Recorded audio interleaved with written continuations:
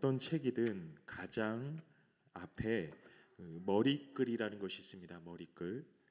머리글에는 그 책이 말하고자 하는 중심적인 내용들이 담겨 있습니다. 책의 저자가 지금 이 책을 쓰는 목적, 그 이유가 무엇인지, 이 책을 통해 밝히고자 하는 주된 생각이 무엇인지 머리글을 대략 살펴보면 어느 정도는 가늠할 수 있는 거죠. 오늘 우리가 읽었던 이 본문의 말씀은 예수님이 가나에서 행하신 첫 번째 표적 이야기입니다. 첫 번째 표적입니다. 가나의 표적은 요한복음 전체를 놓고 보더라도 너무나 중요한 의미를 담고 있는데, 이 표적 자체가 복음의 머리글과도 같기 때문입니다.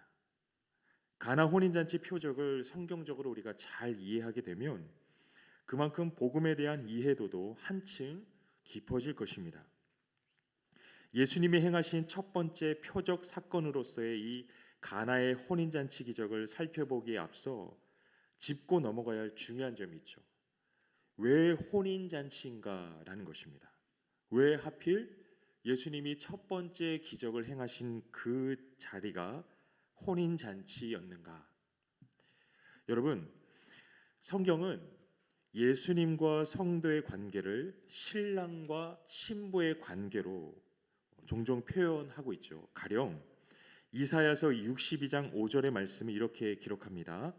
마치 청년이 처녀와 결혼함 같이 내 아들들이 너를 취하겠고 신랑이 신부를 기뻐함 같이 내 하나님이 너를 기뻐하시리라. 하나님과 이스라엘의 관계를 신랑과 신부의 관계로 표현합니다. 더 나아가 장차 예수님께서 재림하실 날을 신랑과 신부의 혼인잔치로서 비유하기도 하죠. 가령 요한계시록 19장 9절의 말씀을 이렇게 기록합니다. 천사가 내게 말하기를 기록하라. 어린 양의 혼인잔치에 청함을 받은 자들은 복이 있도다 하고 또 내게 말하되 이것은 하나님의 참되신 말씀이라 하기로. 혼인잔치라는 이 모티브만큼 예수님과 성도의 관계를 잘 표현해 줄 수 있는 표현이 또 없기 때문입니다.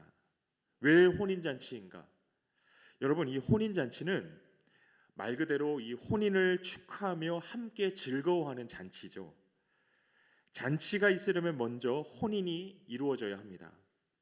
여기서 혼인의 개념을 생각해 볼 때 혼인은 그 자체가 언약행위라는 거죠. 언약행위. 혼인은 그 자체가 남녀 상호간에 맺는 약속입니다. 이것이 혼인의 핵심입니다. 부부를 부부로 묶어주는 것은 어떤 법적인 강제나 어떤 외력도 아닙니다. 사랑함으로써 상호 자원하여 맺은 약속, 그 언약이죠. 그 언약이 부부를 부부되게 하는 거죠. 이런 혼인이라는 모티브 자체가 하나님과 이스라엘의 관계를 가장 잘 표현해 줍니다. 하나님께서 아브라함과 언약을 맺으시고 그 후손들을 영영이 언약의 수혜자가 되게 하시겠다라고 약속하시지 않았습니까? 여기서 언약의 수혜란 무엇일까요? 다름 아닌 하나님 자체이죠. 신랑이신 하나님 자체입니다. 이 순수한 혼인의 개념을 놓고 생각할 때 상대가 가진 배경, 예를 들어서 재력이나 사회적 신분 따위들이 이 혼인을 결정하는 주된 이유가 될 수는 없지요. 배경이 아니라 그 사람 자체를 보고 혼인을 결단하게 되는 겁니다. 하나님 자신이 우리의 신랑이 되시는 것, 이것이 언약의 가장 큰 수혜이죠.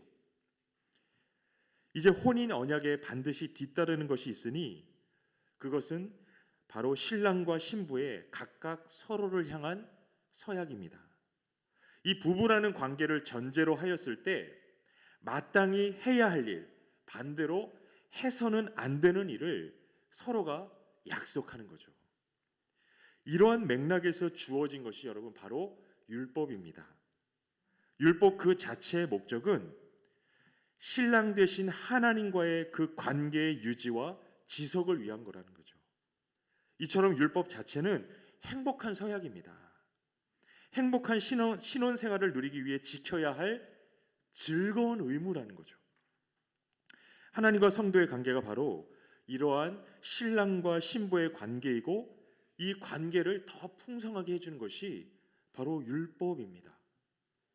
그러나 우리가 알다시피 구약의 역사를 통해 보듯이 불행하게도 하나님과 이스라엘의 관계가 자꾸만 흔들리더니 끝내는 어떻게 되어버렸습니까? 깨져버렸죠. 이스라엘 백성들은 마치 음란한 여인 고멜처럼 영적 성결함을 버리고 하나님이 아닌 거짓 우상에 취해서 영적 음란을 일삼더라는 것입니다. 여러분, 우상 숭배는 음란 행위입니다. 유일한 신랑이신 하나님을 버리고 하나님에 대한 영적 성결의 서약을 보란듯이 거스르는 음란이요 간음 행위라는 거죠. 그리고 그 결국은 무엇입니까? 가장 깊은 영적 소외이고 결핍과 상실이며 외로움이고 혼돈입니다. 수치됨과 부끄러움입니다. 이스라엘은 사탄의 놀이터가 되어서 마치 거라사의 광인처럼 무덤가를 배회하며 자신의 몸을 스스로 상하게 하며 저주할 수밖에 없는, 다시 말해서 살아있으나 죽은 자를 방불케 하는 절망덩어리 인생으로 전락해버리고 말았습니다. 여러분, 예수님 시대의 유대인들, 그들의 종교 지도자들을 떠올려 보십시오.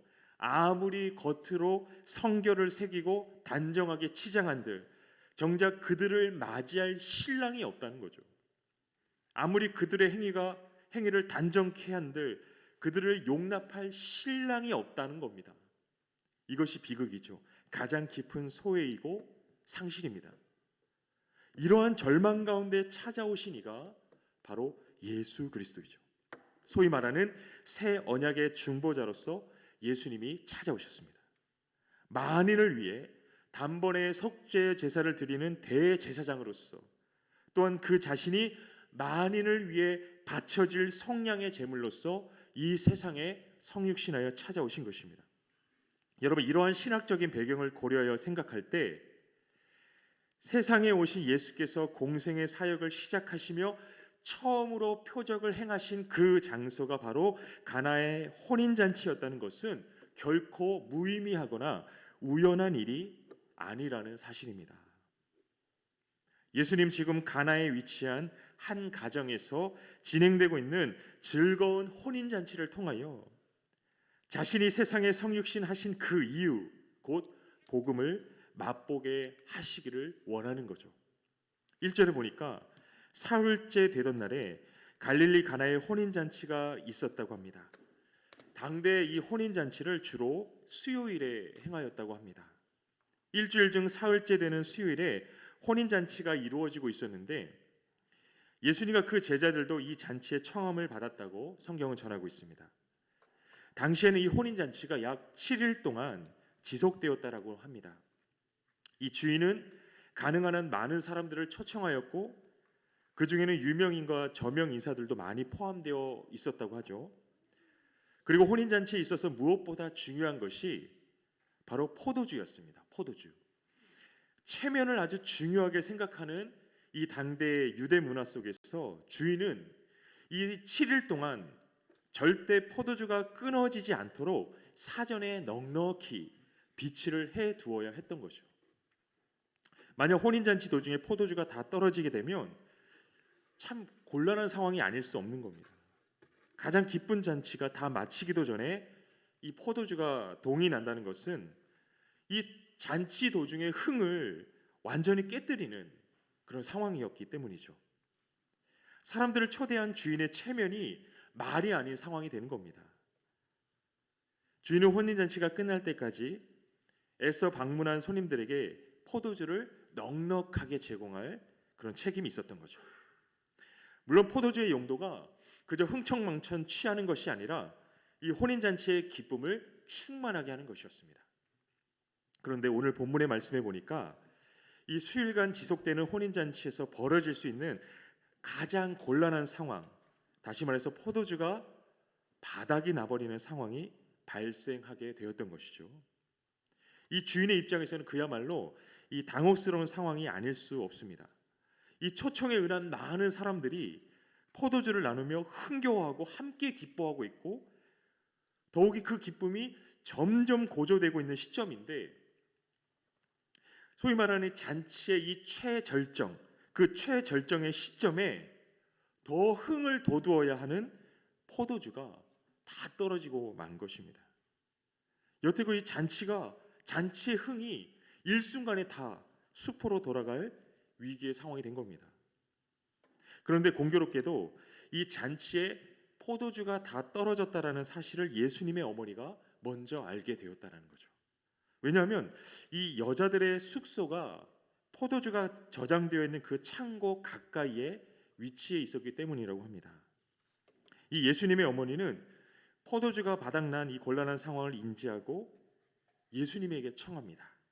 저들에게 포도주가 없다. 이 말에 담겨 있는 의미가 무엇일까요? 어떤 중대한 문제를 인식하게 되었을 때 건장한 자녀에게 그 문제를 알려주는 것은 그렇게 부자연스러운 행동이 아니죠. 아들에게 지금 당장의 문제를 해결할 만한 어떤 생각이 있을까? 혹 대안이 있지 않을까? 얼마든지 물어볼 수 있는 겁니다.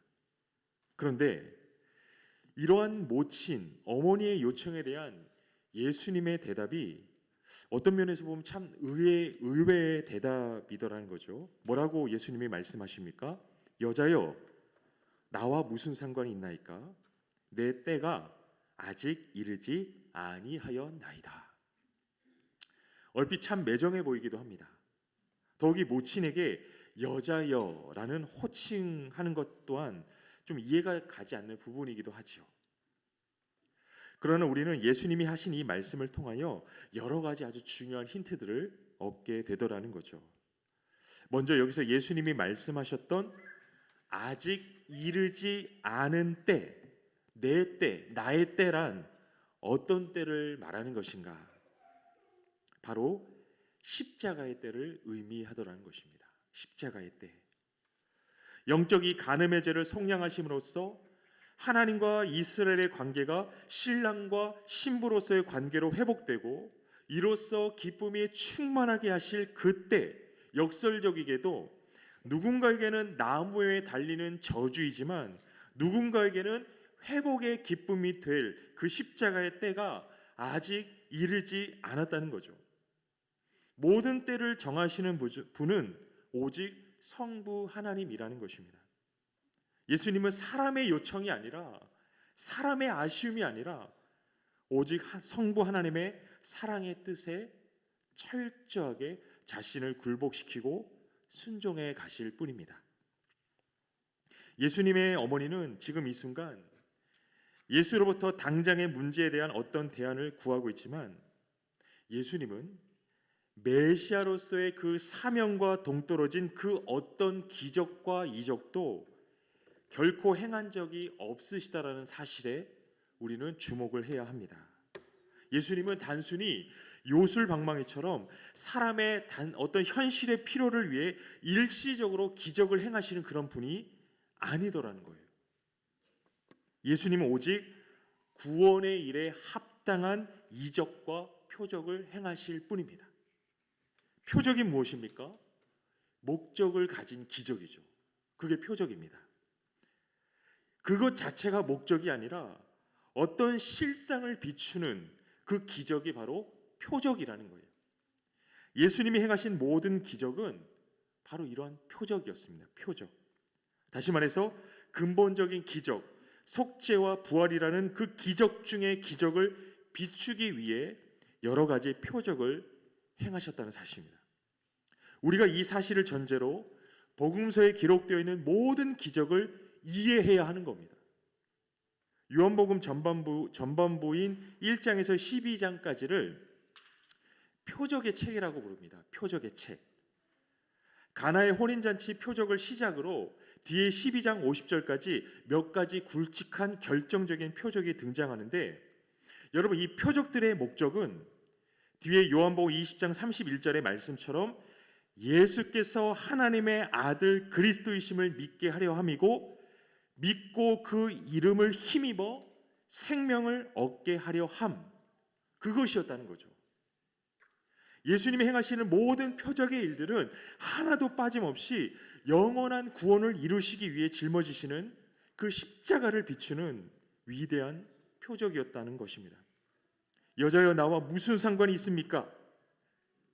이 말씀은 예수님이 단순히 기적을 위한 기적을 행하시는 분이 아니라는 사실을 각인시켜주는 말씀이더라는 겁니다. 자, 이제 우리가 주의 깊게 들여다봐야 할 또 하나의 중요한 요소가 있습니다.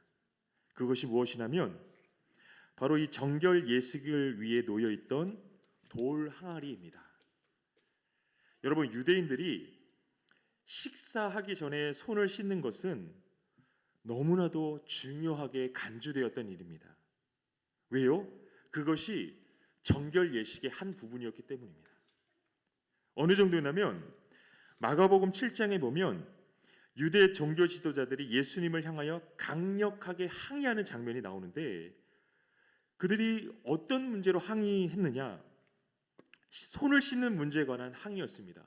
왜 당신의 제자들은 손도 씻지 않고 음식을 먹느냐라는 거죠. 당대에 팽배하던 이러한 종교적 의식에 따르면 돌 항아리에 담겨 정결 예식을 위해서 비치된 그 항아리에 담겨 있던 물에 손을 씻지 않은 사람은 이 잔치에 참여할 수도 없었던 것입니다. 음식을 함께 뗄 수도 없었던 거죠. 정결 의식을 위해 놓여 있는 이 항아리를 거치지 않고는 이 잔치를 나눌 수도 없었던 겁니다. 이것입니다. 누가 혼인잔치에 참여할 수 있느냐라는 거죠. 정녕 누가 혼인잔치에 참여할 수 있느냐라는 겁니다. 당대의 손을 씻는 정결의식은 장로들의 유전, 전통에 가까웠죠. 율법이라는 미명하에 사실은 자신들이 오래 고수해왔던 전통과 규율로서 그 육체의 모양을 삼고 신앙의 잣대로 삼았던 중요한 요소 중에 하나였습니다. 사람의 전통과 유전이 인격을 통제하고 억압하고 짓눌러서 그것을 지키지 않는 자를 정죄하면서 불순하고 정결하지 못한 자라 낙인을 찍어버리는 거죠. 가나 혼인잔치는 어떤 면에서 보면 한마디로 그들만의 잔치였던 것입니다. 그런데 예수님께서 이 장로의 유전과 전통의 도구였던 돌 항아리에 담겨있던 그 물을 새 포도주로 만드셨다는 것입니다. 이때 새 포도주의 이 기쁨의 재료가 다름 아닌 소위 말하는 우리를 정죄하고 저주하던 율법이었다는 것에 우리는 꼭 주목을 해야 하는 것입니다. 이 가나의 첫 번째 표적 사건 속에서 가장 주목해야 할 점이 바로 이것입니다. 새 포도주의 기쁨을 창조하시는 말씀, 그 복음이 예수님이라는 사실은 분명한 사실이죠. 그렇다면 어떻게 말씀이요 복음이신 그리스도를 통하여 이 새 포도주의 기쁨이 창조되느냐, 우리가 묻지 않을 수 없겠죠. 어떻게요?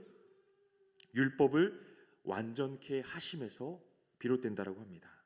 우리의 인생을 가로막은 채로 우리의 죄와 허물을 끊임없이 정죄하고 참소하고 저주하던 그 율법을 완전하게 하심을 통하여 우리에게 새로운 포도주의 기쁨을 허락하여 주신다는 거죠.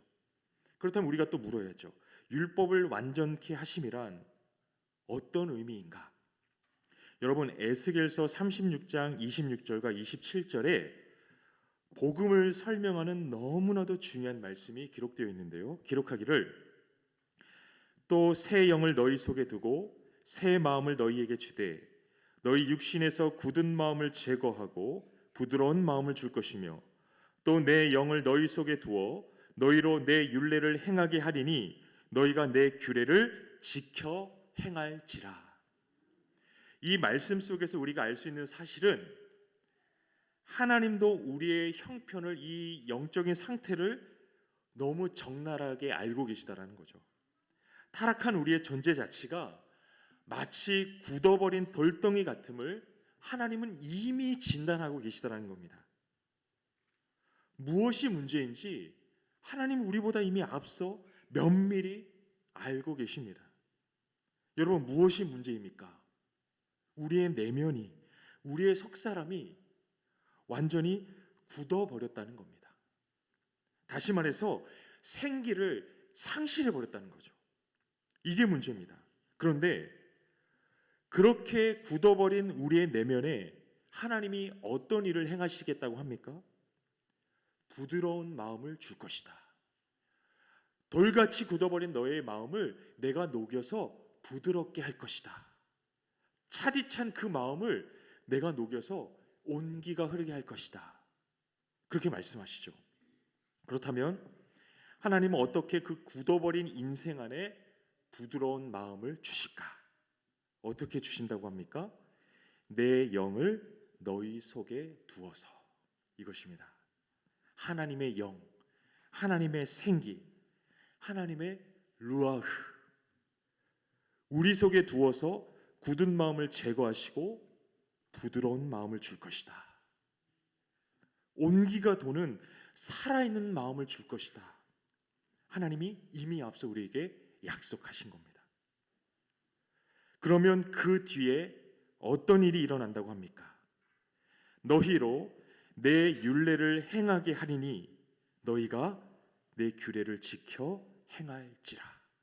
다시 말해서 율법, 곧 율법을 온전히 지켜서 행하는 역사가 일어난다는 것입니다.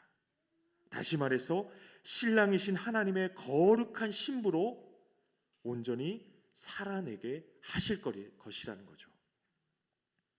여러분, 예수님께서 율법을 완전케 하신다는 말씀은 이 율법의 역기능으로서의 저주가 아니라 순기능으로서 율법이 보증하는 바 복을 얻게 하신다는 것입니다. 이를 위해서는 율법이 바뀌어야 하는 게 아니라 사람이 바뀌어야 하는 것이죠.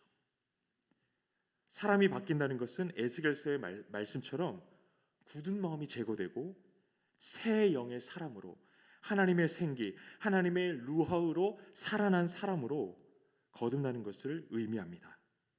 이로써 율법의 지향점을 따라 하나님의 거룩한 신부로서 능히 삶을 살아내게 하시는 거죠. 여러분, 이것이 십자가의 역사이고 십자가의 목적입니다. 혼인잔치 입구를 가로막고 있던 그 정결법, 혼인잔치의 입구를 가로막고 있던 저주의 법, 이제는 그것이 인생을 허물하고 정지하며 인생의 발을 묶어버리는 저주가 될 수 없다는 거죠. 타락한 인생들의 양심을 성령으로 씻으셔서 이 율법의 근본 정신을 따라 하나님의 성품을 사모하고 거룩을 사모하는 그 경향성을 가진 존재로 하나님이 새롭게 하셨다라는 것입니다. 경향성을 가진 존재입니다. 행위의 완전함이 아니라 날마다 의의 주림과 그 목마름의 영적 경향성으로서 실패 속에서, 넘어짐 속에서 더욱 하나님을 바라고 실패할수록, 넘어질수록 우리의 형편없는 모습들을 날마다 직면하게 될수록, 마주하게 될수록 더 하나님을 절박히 바라고 간절히 찾고 앙망하며 의뢰하는 존재로 우리를 새롭게 하셨다는 것이죠. 이로써 이제는 혼인잔치의 기쁨에 참여할 수 없는 외인이요 영적 이방인이 아니라 혼인잔치의 주인공으로서 거룩하고 존귀한 신부가 되게 하셨습니다. 이 모든 은혜의 역사가, 이 모든 행복의 역사가 오직 예수 그리스도의 십자가를 통하여 성취된다라는 사실, 이것이 바로 복음이죠. 그리고 이 복음의 위대함을 누리는 길이 바로 믿음입니다. 그리스도 예수를 믿음. 사랑하는 성도 여러분, 이 가나의 혼인잔치는 단순한 기적이 아니더라는 겁니다. 가나의 혼인잔치의 표적은 위대한 복음의 머리글입니다. 죄로 인해 상실되어 버린 하늘의 기쁨을 회복하시겠다라는 예수 그리스도의 선전포고입니다. 율법에 가로막혀 짓눌려 있던 우리 인생을 자유케 하사 영원한 천국의 혼인잔치에 거룩한 신부로 내가 참여하게 하시겠다라는 하나님의 작정인 복음의 선언입니다. 길이요 진리요 생명이신 예수를 믿음으로 거룩한 성령으로 옷 입고 하나님의 신부 되어 영원한 혼인잔치에 참여하시는 그 복을 누리시기를 축복합니다. 요한계시록 19장 7절과 8절은 이렇게 전합니다. 기록하기를 우리가 즐거워하고 크게 기뻐하며 그에게 영광을 돌리세 어린 양의 혼인 기약이 이르렀고 그의 아내가 자신을 준비하였으므로 그에게 빛나고 깨끗한 세마포 옷을 입도록 허락하셨으니 이 세마포 옷은 성도들의 옳은 행실이로다 하더라. 아멘. 이 시간에 찬송가 425장 찬송하겠습니다.